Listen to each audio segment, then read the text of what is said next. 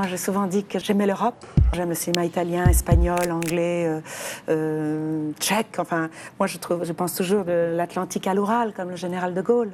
Donc moi, j'aimais bien l'idée des monnaies, j'aimais bien tout ce qui était différent quand on voyageait. Et je trouve que l'Europe se fait plus à travers l'art et le rêve qu'à travers la monnaie. Pour moi, l'Europe est un énorme Disneyland, mais dans le bon sens du terme, parce qu'il y a tellement de choses à apprendre et à découvrir une vraie culture européenne. Non, il n'est pas question. Et j'espère qu'il ne sera jamais question d'avoir la même justice de paix à Palerme et à Hammerfest, la même école primaire à Galway et à Fribourg-en-Brisgau. L'Europe de demain sera fédérale. Plus on élargit l'identité, plus elle semble devenir floue. Mais en réalité, dans le monde où nous sommes, cette identité européenne devient de plus en plus concrète, parce que de plus en plus, il y aura des mariages mixtes, il y aura des choses qui nous feront européens, sans cesser d'être français. À mon avis, la jeunesse, elle est prête à se mélanger en Europe. À mon avis, moi, je lui fais confiance totalement là-dessus. On se sent pas, moi, je ressens pas la même chose qu'avec les jeunes Américains. L'Amérique est une, l'Europe est encore, hélas, très multiple. L'Europe, c'est quoi pour vous? C'est pas grand-chose. Ça vous inspire pas beaucoup, l'Europe? Moi, ça m'inspire pas tellement, non. Ça me dit rien parce que ça me parle pas.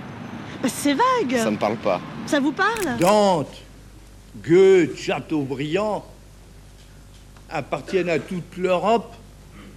Ils n'auraient pas beaucoup servi l'Europe s'ils avaient été des apatrides et qu'ils avaient pensé et écrit en quelques espéranto ou volapük intégrés. C'est un truc démodé, la France. Économiquement parlant, ça n'existe pratiquement plus. Ni l'Angleterre, ni l'Espagne, ni l'Italie. C'est des pays qui sont vieillots au point de vue économique. Et à mon avis, il n'y a que l'avenir, c'est l'Europe. Je pense que les Anglais, ils résistent aux idées. Ils ne résistent pas aux faits. Et j'étais convaincu alors que si les Anglais ne se joignaient pas à nous à ce moment, ils viendraient plus tard lorsque nous aurions réussi. Mais il fallait le démontrer. Toutes les fois que l'Europe a existé au cours de l'histoire, je constate, il y a toujours eu un ennemi fédérateur. Et nous avions Staline, c'était formidable. Nous souffrons précisément, tous les pays d'Europe occidentale, de n'avoir plus ni l'ambition impériale, ni l'ambition de l'unité européenne, ni l'ambition de transformer le monde.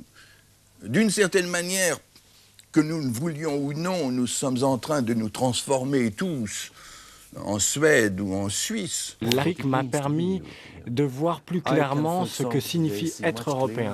Par exemple, aujourd'hui, je vois également plus clairement que le système européen, le système politique, le système démocratique, même s'il est fragile, est le meilleur. On parle de critères de convergence, on parle de réduction des déficits, on parle de concurrence, d'harmonisation, de choses extrêmement complexes. Et je crois que les peuples aujourd'hui ne s'y retrouvent pas. Les élections européennes sont des élections pour la France. Elles vont décider de notre avenir, de votre avenir, à vous toutes et à vous tous qui cherchez aujourd'hui des raisons d'espérer.